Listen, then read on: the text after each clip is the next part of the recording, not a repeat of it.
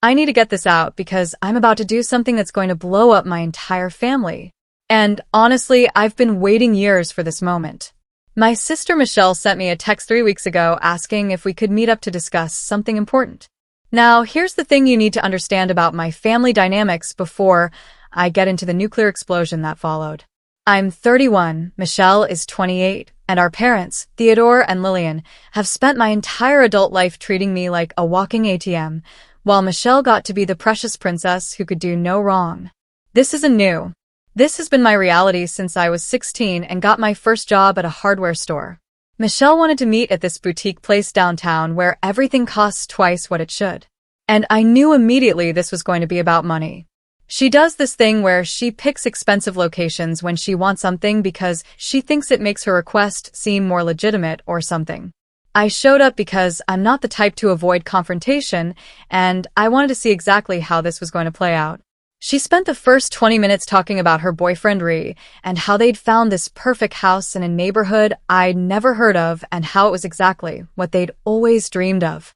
The house was listed at $350,000. She showed me pictures on her phone and kept going on about the backyard and the kitchen and the school district even though they don't have kids yet. I just sat there eating my overpriced sandwich waiting for her to get to the point. Then she said they needed $75,000 for the down payment and closing costs. Just dropped it like that. $75,000. She said Mom and Dad told her I'd been doing really well with my consulting work and that I should help family when family needs help. She didn't ask if I could help. She told me I should help. Big difference. I looked at her and asked why she thought I should hand over $75,000 for a house I wouldn't own or live in.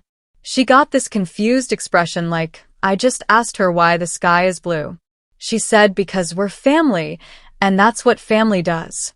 She said Mom and Dad helped pay for my college, so I owed it to help her now. Except here's what she conveniently forgot. I paid back every single dollar my parents spent on my education within 3 years of graduating. Every dollar. I have the bank transfer records saved in 3 different places. I told her no, just flat out no. I said I wasn't going to fund her down payment and she needed to save up like everyone else or get a different loan or wait until they had more money. Michelle's face went from confused to angry in about 2 seconds. She said I was being selfish and that Reese had already talked to the sellers and they were expecting to close in 6 weeks. I told her that was her problem, not mine. She left the restaurant so fast, she forgot her phone on the table. I grabbed it and followed her outside where she was already on the phone with Mom using someone else's phone.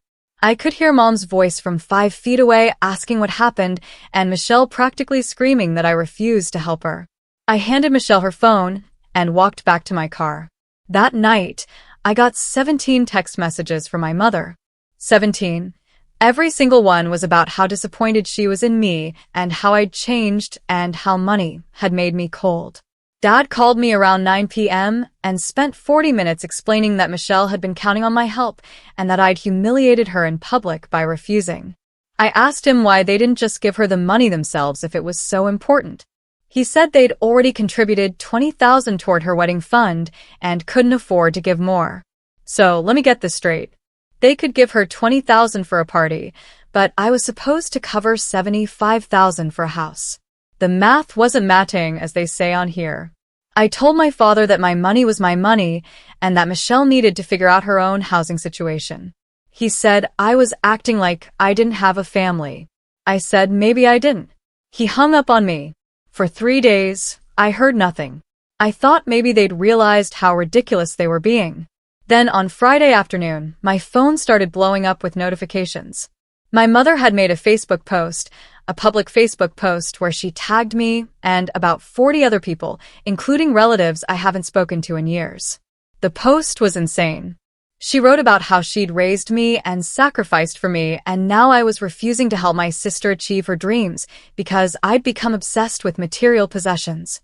She said I'd told Michelle she wasn't worth my money. I never said that.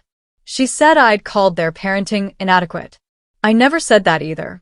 She ended it with this line about how she'd raised a son who'd become heartless scum. Heartless scum. My own mother posted that publicly where everyone we know could see it. The comments started immediately. Aunts and uncles I barely know posting about how disappointed they were. Cousins saying I should be ashamed. Family friends talking about how money changes people. And Michelle commenting on every single one saying thank you for the support and how hurt she was by my selfishness. I didn't respond to the post. I screenshotted everything and saved it to 4 different cloud storage accounts. You'll understand why later. Sunday morning, I woke up to someone pounding on my apartment door. I looked through the peephole and saw my Uncle Curtis standing there with his face all red. I opened the door and he started yelling immediately about how I'd betrayed our blood and how family takes care of family. He said Michelle was crying every day because of me and that I needed to write her a check right now to fix this. I told him to leave. He didn't leave. He stood in my doorway yelling about family values and loyalty and how our grandfather would be disgusted. My neighbors came out to see what was happening. Curtis saw them watching and got even louder, like he wanted an audience. He called me a selfish punk who forgot where he came from. I pulled out my phone and started recording. The second he saw the camera, he changed completely. Started saying he was just trying to have a conversation, and why was I being so dramatic? I told him if he didn't leave immediately, I was calling the police. He finally left, but not before saying this wasn't over. That same afternoon, my mother sent me a text saying I had 1 week to reconsider my decision, or there would be consequences. I asked what consequences. She didn't respond. Tuesday evening, I got home from a client meeting and found all my stuff from my parents' house dumped on the sidewalk outside my apartment building. All of it. Old yearbooks, trophies from high school, boxes of clothes I'd stored in their basement, furniture I'd left in their garage when I moved out, just piled up on the street like trash. My building manager was standing there looking confused, asking if I was moving. I started carrying everything up to my apartment. Took me 2 hours. Some of the boxes had gotten wet from the sprinklers. Photos were ruined. My dad's note was taped to one of the boxes. It said they'd changed the locks and I was no longer welcome in their home. It said I'd made my choice and now I had to live with it. I'd been planning for this moment for 5 years. Ever since Michelle's college graduation, when they'd thrown her this massive party that cost $12,000 and asked me to chip in $3,000 because family shares expenses. I paid at that time, but I started preparing. I had already moved every important document to my apartment years ago. Birth certificate, social security card, passport, all of it. They had nothing of mine that actually mattered. Everything in those boxes was stuff I'd intentionally left behind because I knew someday they'd try to use it as leverage. The expensive watch my grandfather actually left me in my safe deposit box since 2020. The savings bonds from my grandmother cashed out and reinvested 2 years ago. They thought they were holding my childhood hostage, but I'd already evacuated everything that mattered. What they don't know is that I've spent the last 5 years building a financial profile that's completely separate from anything they can touch.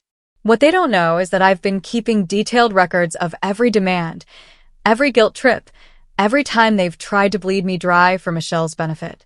What they don't know is that I own the rental property their business operates out of through an LLC they've never connected to me. And the lease is up for renewal in 4 months. But I'm getting ahead of myself because the chaos was just getting started and I hadn't even begun to execute what I'd been planning. This morning, I woke up to a notification that someone had called my employer. Okay, so the comments on my last post were wild. And yeah, I'm reading all of them between dealing with this dumpster fire. Shout out to everyone who called that my family wasn't done escalating, because you were absolutely right. Buckle up because the week since I posted has been completely unhinged. So, where I left off, someone had called my employer. I found out Wednesday morning when my supervisor, Brianna, messaged me asking if we could talk before my scheduled meetings. I went to her office, and she looked uncomfortable as hell. She said someone claiming to be my father had called the main office line Tuesday afternoon, saying I was under extreme psychological stress and was making dangerous financial decisions that indicated instability. He apparently told the receptionist that I needed immediate intervention and that my work should be monitored because I might be having some kind of breakdown. The receptionist forwarded it to HR, who forwarded it to Brianna. She said she wasn't worried about my performance, but needed to document that the call happened and asked if everything was okay. I showed her the Facebook post my mother had made. I showed her the texts. I explained the whole situation about Michelle wanting $75,000 and my family losing it when I said no. Brianna read through everything and said this was clearly a personal matter and had nothing to do with my work performance. She documented that I'd explained the situation, and that was the end of it professionally. But here's the thing that really got me. My dad called my employer. He tried to sabotage my career because I wouldn't fund Michelle's house. That's not family disappointment or guilt tripping anymore. That's active destruction of my livelihood. I'd expected them to push boundaries, but this was a whole new level of trying to control me through intimidation. I drove to my parents' house that afternoon. I know I said they'd locked me out, but I wasn't planning to go inside anyway. I parked in their driveway and called my dad's cell phone. He answered immediately like he'd been waiting. I told him I knew he'd called my work and that if he ever contacted my employer again, I'd be filing a harassment report with the police. He started going off about how I'd left him no choice and how I was destroying this family and refusing to help Michelle when she needed me most. I asked him point blank why Michelle's house was my financial responsibility. He said because I have the money and she doesn't, and that's how family works. I asked him if he'd help me buy a house when I was 28. He said that was different because I'd had a good job and could save up myself. I pointed out that Michelle also has a job and could save up herself. He said her job doesn't pay as much as mine does, so she needs help. I said that's not my problem to solve. He said I was being deliberately cruel and that Michelle had cried herself sick over this whole situation. Then my mother got on the phone. She'd apparently been listening the whole time. She said I'd always been selfish, even as a child, and that she should have known I'd grow up to care more about money than family. She brought up every time they'd helped me as a kid, every birthday present, every school supply, every meal they'd cooked for me. She said I owed them for 18 years of raising me, and this was how I was repaying them. I told her that parents are legally required to provide for their minor children and that I didn't ask to be born. She absolutely lost it. Started screaming about how ungrateful I was and how I'd become a monster. I could hear my dad in the background telling her to calm down. She said they were done with me, completely done. I said that was fine with me, and hung up. I sat in their driveway for another 5 minutes just processing. Then Michelle's car pulled up. She parked behind me, blocking me in. Reese was with her. They both got out, and Michelle immediately started yelling at me about how I'd upset Mom so badly that she'd had to take anxiety medication. Reese stood there with his arms crossed like he was supposed to be intimidating or something. Michelle said I needed to apologize to everyone and write her the check I should have written 3 weeks ago. She said Reese had already committed to the house, and they were going to lose it if they couldn't come up with a full down payment in 2 weeks. I asked why that was my emergency. She said because I was the only one in the family who could afford to help, and I was choosing not to out of spite. Reese jumped in and said I clearly had some kind of issue with seeing other people happy. He said Michelle had told him all about how jealous I'd always been of her and how I'd tried to compete with her growing up. That was complete fiction. I'd never competed with Michelle because we'd never been in the same league. She'd been the favorite since birth, and everyone knew it. I told him he should check his facts before making assumptions. He said he didn't need to check anything because he could see exactly what kind of person I was. He said a real man takes care of his family and doesn't hoard wealth while his sister struggles. I almost laughed. This guy who'd been dating Michelle for 2 years was going to lecture me about family obligations. I asked him how much his parents had contributed to their down payment. He said that wasn't relevant. I said it was completely relevant. He said his parents had given them $15,000 and were helping with the wedding, too. So let me do the math for everyone following along. My parents gave them $20,000 for wedding stuff. His parents gave them $15,000 for the house and more for the wedding. That's at least $35,000 in free money from both sets of parents combined. And they still needed $75,000 more from me specifically. I told Michelle she'd gotten enough family money already. She said what Mom and Dad gave her was none of my business. I said then what I do with my money is none of hers. Reese said I was twisting things and being deliberately difficult. I said I was being rational and they were being entitled. Michelle started crying, not like sad crying, but angry, frustrated crying. She said I was ruining her life on purpose and that she'd never forgive me for this. She said when they have kids someday, I'd never be allowed near them. I told her that was fine because I wasn't planning on being involved with her family anyway. She called me a heartless jerk and got back in her car. Reese glared at me and said this wasn't over before following her. I moved my car and left. That evening, I started making phone calls to set things in motion that I'd been planning for literally years. See, here's what my family doesn't know. That rental property I mentioned, the one their business operates out of, it's not just any property. It's the location where my dad runs his contracting business. Has been for 8 years. The lease he signed back then was a 10-year lease with an option to renew. That option requires 90 days notice and agreement from both parties. The lease expires in 4 months. I'd set it up through an LLC specifically, so they'd never connect it to me. The property management company handles everything. My dad pays rent to what he thinks is some investment company in another state. He has no idea his son is his landlord. I called my property lawyer Thursday morning and told him I wanted to prepare a non-renewal notice. He asked if I was sure because finding a commercial tenant isn't always easy. I said I was very sure. We drafted the formal notice. It'll go out in 3 weeks, giving them exactly 90 days to vacate the property. But that's not even the best part. Remember how my mom posted that Facebook rant calling me Heartless Scum? That post is still up. Over 200 comments now. Extended family members I haven't seen in a decade weighing in about what a disappointment I am. Well, funny thing about public posts, they can be used as evidence of harassment and defamation. I had a consultation with a lawyer Friday afternoon about options. Saturday morning, Uncle Curtis showed up at my apartment building again. This time, he had my Aunt Lillian with him. My building manager called me saying there were people in the lobby insisting they needed to see me about a family emergency. I went down, and there they were. Curtis immediately launched into this speech about family legacy and responsibility. Lillian was gentler, but said basically the same thing. They said Michelle was their niece, and they'd helped raise her and couldn't stand to see her dreams crushed because of my stubbornness. I asked them both directly when was the last time any family member helped me with anything. Silence. Asked them if anyone had offered to contribute to my student loans when I was paying them off. More silence. Asked them if anyone had helped me when I was working 2 jobs to save up for my apartment. Curtis said that was different because I was capable and Michelle needed more support. And there it was. The truth. They'd been dancing around for years. Michelle needed support. Michelle deserved help.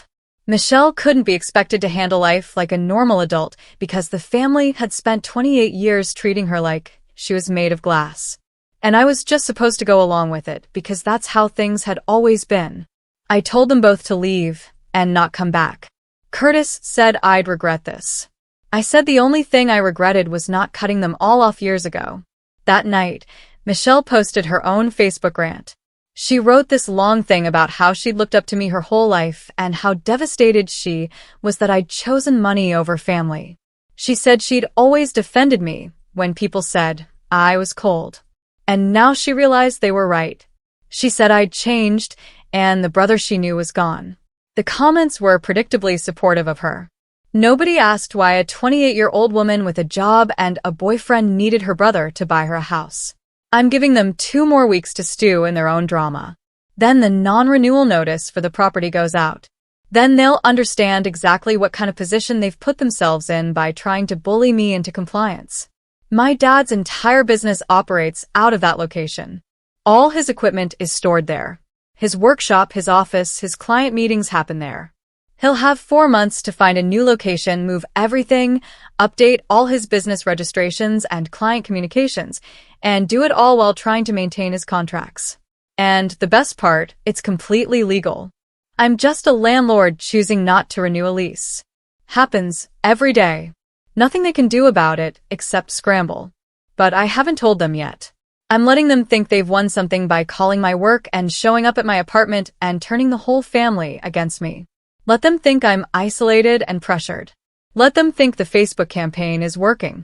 Meanwhile, I'm over here with my lawyer on speed dial and my property manager ready to send out notices. And honestly, I haven't slept this well in years. More updates coming because, trust me, this is nowhere near finished. Alright, this was going to get worse before it got better. Some of you predicted exactly what would happen next. And honestly, I wish you'd been wrong, but here we are. The non-renewal notice went out exactly on schedule Monday morning via certified mail to my dad's business address.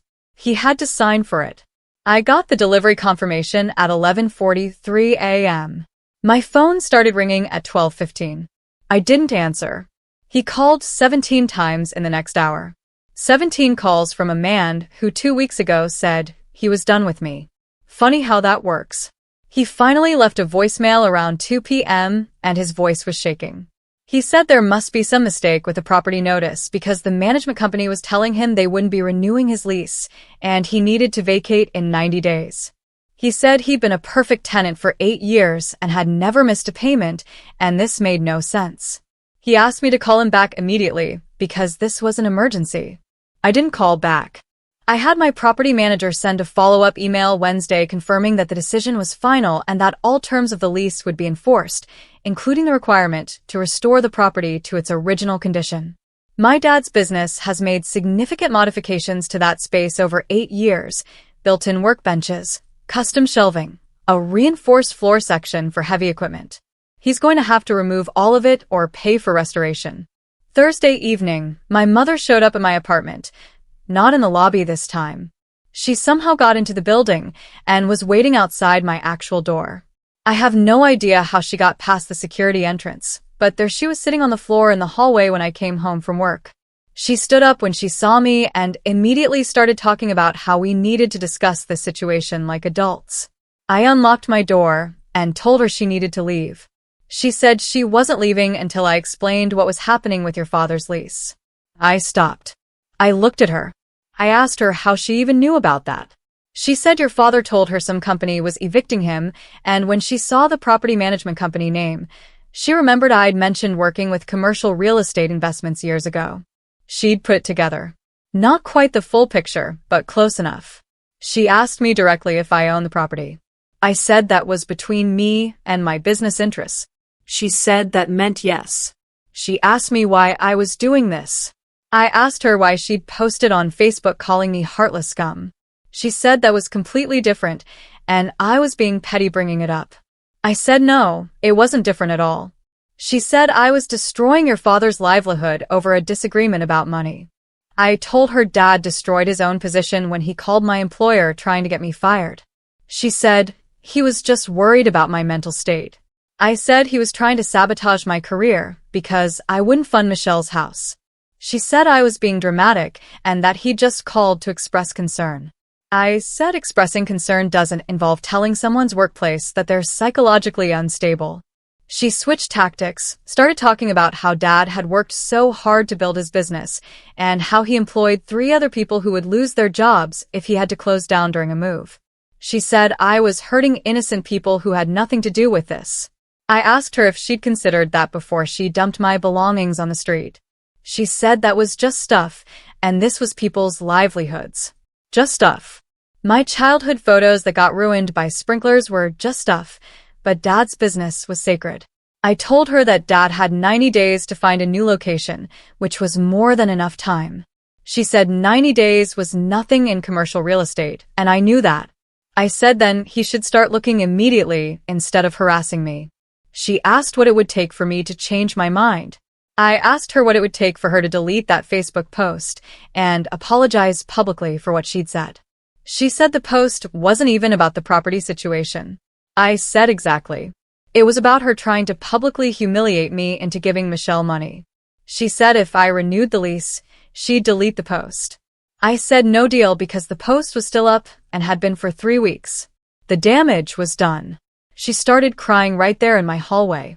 Not angry crying like Michelle does, but that manipulative crying where she'd use tears to get her way my entire childhood. She said I'd become someone she didn't recognize. She said the son she raised would never hurt his family like this. I told her the son she raised learned from her that family means conditional love based on financial compliance. She said that was a horrible thing to say. I said it was true. She left after that, but not before saying I'd hear from their lawyer.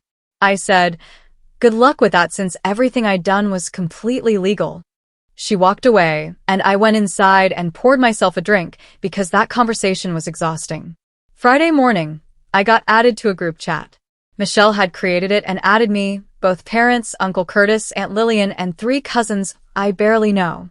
The first message was from Michelle saying we all needed to talk about what was happening to this family.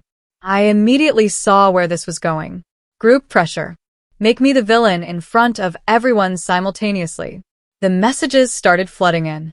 Curtis saying I was tearing the family apart. One of my cousins saying she couldn't believe I'd stooped to evicting Dad. My mother explaining the whole property situation in the most dramatic terms possible. Michelle saying this proved I'd been plotting against them for years. Dad saying he trusted that management company and had no idea his own son was behind it. I muted the chat and let them talk to themselves for about 3 hours. When I finally checked it, there were over 100 messages. Everyone had their opinions about what a terrible person I was. Michelle had sent photos of the house she was losing. Mom had sent screenshots of Dad's business expenses, showing how expensive moving would be. Curtis had written this long rant about family loyalty. I unmuted the chat and sent one message. I said that I'd tried to have boundaries for years, and they'd ignored every single one. I said I'd asked repeatedly not to be treated like a bank account, and they'd done it anyway. I said when I finally enforced consequences for their behavior, they acted like I was the unreasonable one. I said the property lease was ending per the terms Dad agreed to 8 years ago, and that was final. Then I left the group chat. Michelle immediately tried to call me. I declined. She sent a string of text messages saying I couldn't just drop that and leave. She said we needed to talk this through like family. I replied that family doesn't call each other's employers with false mental health claims. She said Dad was just scared and made a mistake. I said scared people don't make calculated attempts at career sabotage. She switched tactics and said fine. If I wasn't going to help with the property, then at least I should contribute to her house down payment, since this was all my fault anyway. The house they'd wanted had fallen through because they couldn't get the full down payment together in time. Now they'd found a smaller house for $290,000 and only needed $50,000 instead of $75,000. She said that was a compromise and I should appreciate that she was being flexible. I asked her if she understood what the word compromise meant. She said yes. She was lowering the amount she needed. I said that's not a compromise. That's just begging for less money. A real compromise would be her actually contributing something I wanted in exchange. She asked what I wanted. I said nothing from her. She said then I should just give her the money because I could afford it. I said no. She sent me a voice message after that and she was full on sobbing, saying that Ree was getting frustrated with her because they kept losing houses, saying that he'd made comments about how her family was useless and couldn't help with anything. Saying she was embarrassed every time they had to tell another seller they didn't have enough money, saying all of this was happening because I refused to be a decent brother. I listened to the whole thing. Then I sent back a text saying that her relationship problems with Reese weren't my responsibility and that if he was pressuring her about money, maybe she should reconsider marrying him. She replied in all caps that I was trying to sabotage her relationship now, too. I said I was just pointing out reality. She called me something I won't repeat here and blocked me. But here's the thing. She unblocked me 6 hours later to send another message. She talked to Ree, and he wanted to meet with me directly to discuss this man-to-man. He thought maybe I'd been intimidated by Michelle's emotions and would be more reasonable talking to another guy. I almost laughed. This dude really thought he was going to talk me into giving them $50,000. I agreed to meet him Saturday afternoon at a sporting goods store parking lot. Neutral location, public, no chance of anyone causing a scene without witnesses. He showed up right on time in his Nissan Altima that probably still had 3 years of payments left on it. We stood between our cars, and he immediately launched into his pitch. He said he understood I felt disrespected by Michelle asking for money. He said he got it because he's independent too and doesn't like asking for help. He said the thing was that this house was important for their future and their kids someday and building equity. He said I had the chance to invest in my sister's future and my future nieces and nephews. He said family investments are the best investments. I asked him if he'd give $50,000 to his brother if he had won. Reese said he'd help family if he could. I said that's not what I asked. I asked if he'd write a check for 50 grand to a sibling. He said that's a lot of money and he'd have to think about it. I said exactly my point. He said, but I clearly had enough money that 50,000 wouldn't hurt me. I asked him how he knew how much money I had. He said Michelle told him I was doing really well. I asked him if Michelle mentioned that I'd paid back every penny my parents spent on my education. He said no.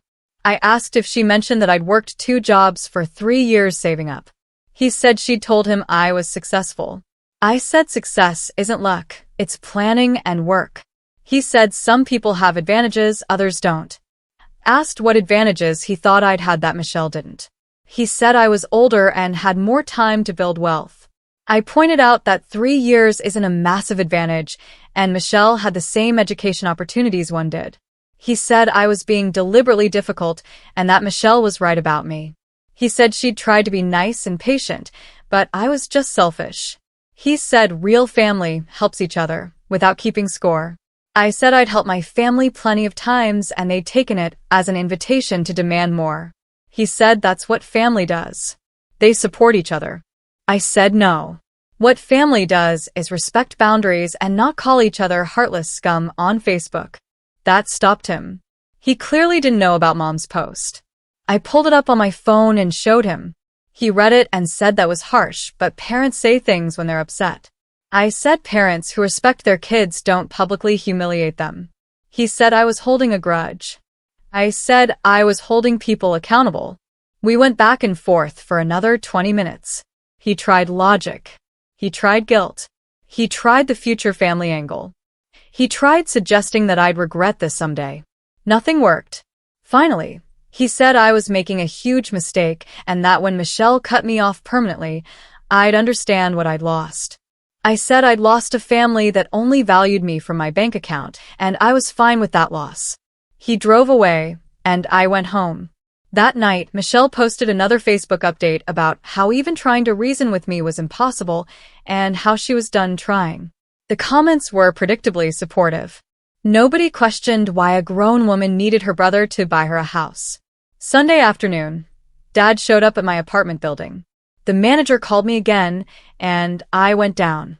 Dad was calmer than I expected.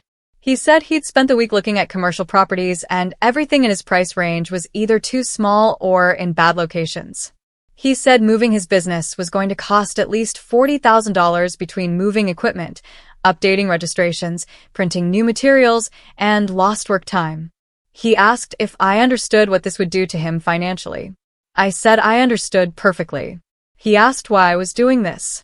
I told him the same thing I told Mom. He'd crossed a line calling my employer.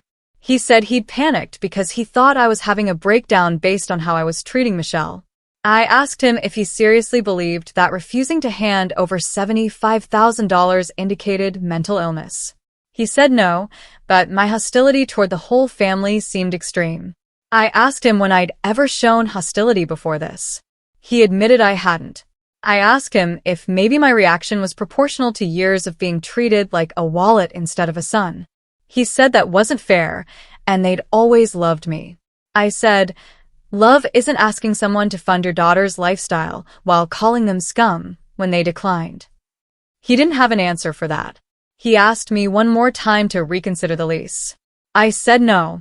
He said I'd regret destroying his business. I said he destroyed our relationship when he tried to get me fired. He left. The lease expires in 86 days now. Dad still hasn't found a new location. Michelle and Reese lost another house because they couldn't secure financing. Mom's Facebook post is still up because she refuses to delete it without me renewing the lease, and I'm just getting started. So, this is it. The conclusion everyone's been waiting for. To the commenter who said my family would try to get extended relatives involved to pressure me. You absolutely nailed it. To everyone who predicted Michelle's relationship would crack under the financial stress. Also correct. This final month has been absolutely wild, and I'm honestly still processing everything. The lease expiration was 30 days out when things really accelerated. Dad had finally found a property he could afford, but it needed renovations before he could move his equipment in. He'd been trying to negotiate with the owner to do the work before he took possession, but they wanted him to sign first. Classic catch-22. He needed to be out of my property in 30 days, but couldn't move into the new place for at least 45 days. That meant storing everything, working from a temporary location, which was going to cost him even more money. His 3 employees started texting me. I don't know how they got my number, but I'm assuming Dad gave it to them. 2 of them sent almost identical messages about how they had families depending on this job and how Dad closing for 6 weeks during the move would mean they wouldn't make rent. The third one was more aggressive. He said I was destroying people's lives over a family argument and that I should be ashamed. I didn't respond to any of them. Their employment situation was between them and Dad. But here's where it got interesting. One of those employees apparently vented to his wife about the situation, and she posted about it in a local community Facebook group. Didn't name names, but described the situation clearly enough that people who knew Dad's business could connect the dots. The post got shared and commented on, and suddenly there were people in our community discussing how a landlord was refusing to renew a lease and putting a small business owner out on the street. Mom saw the post and shared it with her own commentary about heartless landlords who care more about property than people. She still didn't know publicly that I was the landlord, but she was using the community's sympathy to fuel her narrative. The comments on her share were brutal. People saying landlords are parasites. People sharing their own stories of unfair lease situations. People saying this was why small businesses struggle. I watched it all unfold and said nothing. Let them build their narrative. Let them think community outrage would somehow pressure this mysterious landlord into changing their mind. 3 weeks before the lease expiration, Michelle and Ree had a massive fight that Michelle posted about on Instagram. Not directly about me, but about stress and pressure and feeling unsupported. She posted photos of herself crying with captions about how hard it was when your dreams kept getting crushed. Reese apparently saw the posts and was furious that she was airing their relationship problems publicly. They fought about that, and Michelle posted about that fight, too. It was a whole cycle of dysfunction playing out on social media. Several people in the comments asked if she was okay and if she needed to talk. One of her friends commented asking if this was about the house situation still. Michelle responded that yes, they'd lost another potential house because they still couldn't get financing without a larger down payment. The friend asked why her family wasn't helping. Michelle said her family had helped as much as they could and her brother had refused to contribute anything. That friend then commented that Michelle's brother should step up if he had the means. Other people joined in agreeing. Someone said blood is thicker than water and family should help family. Michelle ate it up. Kept responding to comments about how hurt she was that I'd chosen money over her happiness. Reese eventually made his own post. It was more subtle but clearly about their situation. He wrote about how frustrating it was when people had the ability to help but chose not to out of pride or stubbornness. He wrote about how his parents had sacrificed to help them and how he wished everyone had that kind of generous spirit. Michelle commented on his post with crying emojis and hearts. It was performative misery designed to generate sympathy. I actually had one of Michelle's friends message me directly on Instagram. She'd found my profile through Michelle's tagged photos. She sent me this long message about how Michelle had always talked about how close we were and how she couldn't understand why I wasn't helping her best friend achieve her dreams. She said $50,000 might not mean much to me, but it would change Michelle's entire life. She said, "Sometimes being a good person means making sacrifices for people you love." I blocked her without responding. I wasn't interested in explaining my boundaries to strangers who only knew Michelle's version of events. 2 weeks before expiration, Dad called me from his business line. I answered because I wanted to hear what he had to say. He told me his new property had hit a snag. The renovations were taking longer than expected because they'd found some foundation issues that needed to be addressed first. He wasn't going to be able to move in for at least 60 days.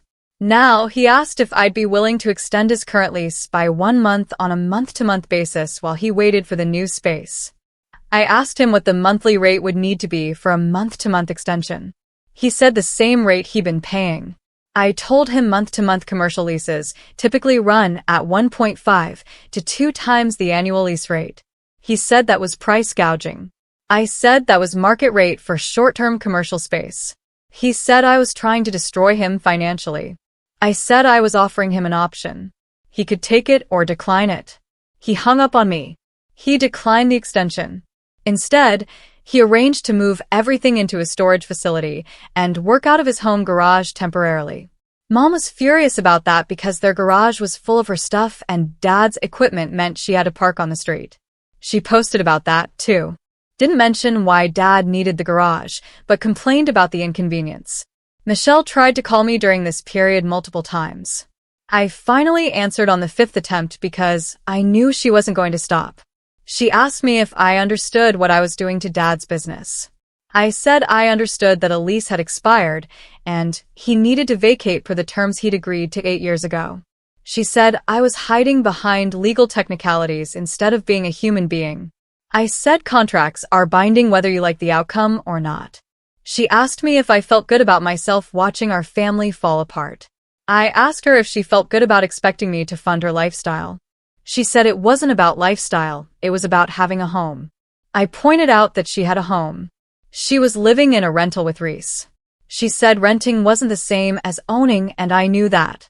I said then she should save up for a down payment like millions of other people do. She said I was being cruel on purpose. Asked her if she remembered the graduation party where they asked me to chip in $3,000. She said that was years ago. I said yes it was. And it was the moment I realized that I would never just be a son or brother to this family. I would always be a resource to be extracted. She said I was making this about ancient history. I said 5 years isn't ancient, and my decision to stop being their bank account had been building for exactly that long. She told me Ree was reconsidering their engagement because of all the stress.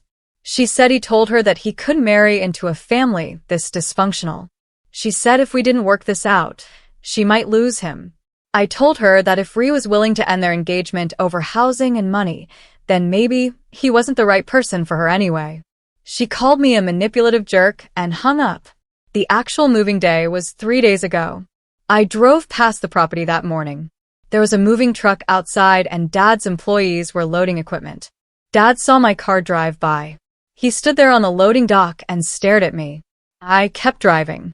That evening, I got a text from Mom saying the move had cost them $8,000 more than they'd budgeted, and they were maxed out on their credit cards.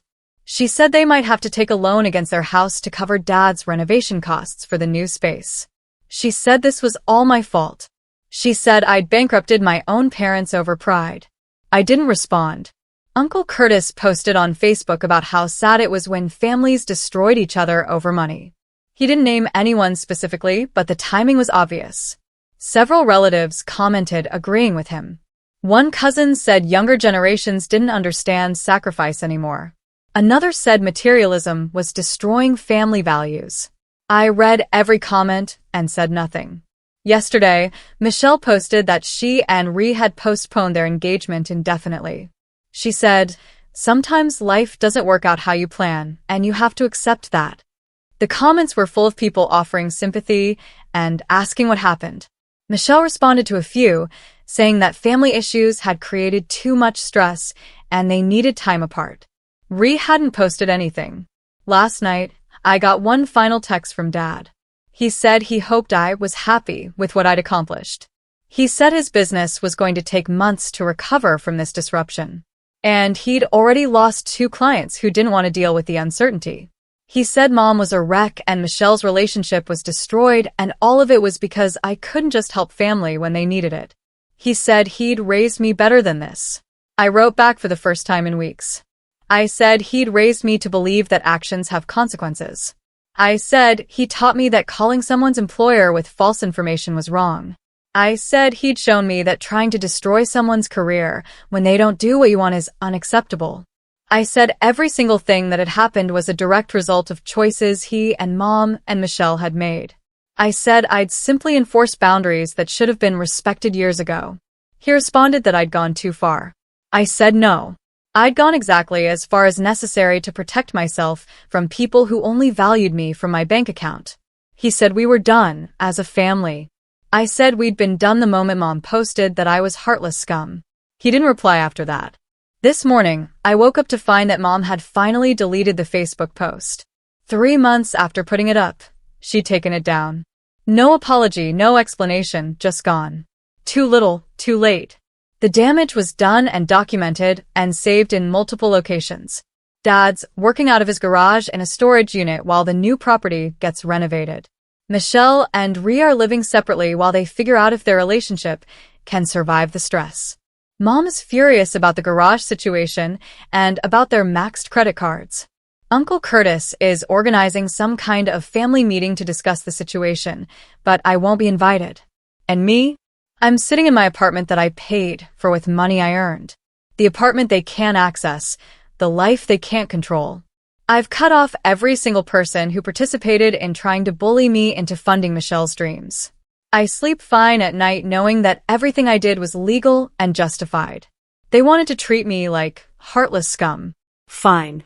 I showed them what real consequences look like when you cross someone who's been planning their exit strategy for 5 years. They're in complete chaos now.